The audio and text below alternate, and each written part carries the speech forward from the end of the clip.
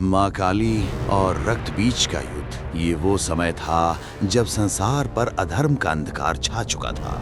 देवता निर्बल पड़ चुके थे और असुरों का आतंक चारों दिशाओं में फैल चुका था। धरती की हर दिशा में अन्याय, भय और विनाश का साम्राज्य था। तब देवताओं ने पुकारा आदि शक्ति को। उन्होंने पुकारा उस माँ को जो न केवल सृष्टि की जननी है बल्कि संहार की भी देवी हैं।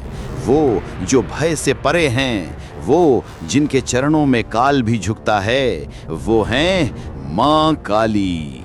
काली के चरणों से अंधकार में एक प्रकाश फूटता है जो धीरे धीरे युद्ध भूमि को प्रकाशित करता है। काली समय की देवी हैं, मृत्यु की स्वामिनी हैं और संसार के रक्षक हैं। उनका जन्म तब हुआ जब बुराई ने सारी सीमाएं लांघ दी थी। एक असुर था रक्त बीज, जिसे ब्रह्मा जी से वरदान प्राप्त था, जब भी उसकी खून की कोई बूंद धरती पर गिरती तो वो बूंद तुरंत एक नए रक्त बीज का जन्म दे देती। इस वरदान ने उसे अमर बना दिया।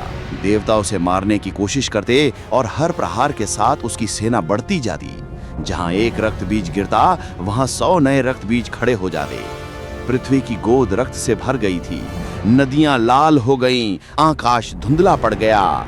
देवता भयभीत होकर भागने लगे। सभी देवता मिलकर कैलाश पर्वत गए और वहीं उन्होंने माँ दुर्गा का आवाहन किया। माँ दुर्गा ने अनुभव किया कि अब ये युद्ध साधारण शक्ति से नहीं जीता जा सकता। उन्होंने अपने मस्तक से एक ज्योति उत्पन्न की। वो ज्योति अग्नि से भी तेज, सूर्य से भी प्रखर थी। उस ज्योति से प्रकट हुई माँ काली, स्वयं काल की अधिष्ठात्री।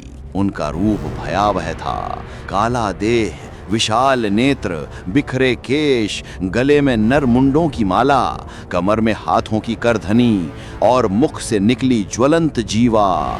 उनके आगमन से धरती थर्रा उठी। देवता झुक गए।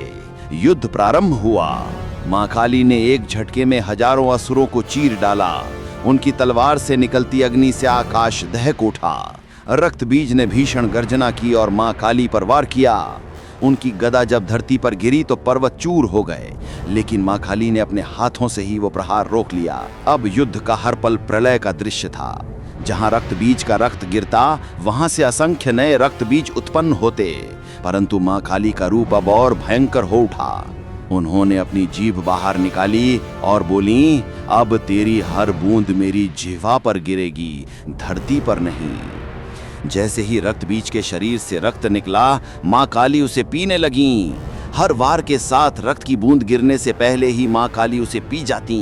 उनकी जिह्वा अग्नि समान चमकने लगी। उनके नयन लाल हो गए। धरती पर उनके नृत्य से प्रलय का कंपन होने लगा। रक्त बीज अब कमजोर पड़ने लगा। उसकी सेना समाप्त हो चुकी थी। उसका हर नया रूप माँ काली की जिह्वा पर समा जाता। वो चिल्लाया, देवी, तुम मेरी सारी शक्ति पी रही हो। माँ काली ने कहा, तेरा रक्त ही तेरी शक्ति है और वही अब मेरा अर्पण बनेगा। उन्होंने अंतिम वार किया। एक भीषण गर्जना के साथ रक्त बीज का सिर पृथ्वी से अलग हो गया। माँ काली ने उस रक्त को पूरी तरह पी लिया ताकि एक भी बूंद धरती पर ना गिरे। रक्त बीज समाप्त हो गया। उसका आतंक मिट गया।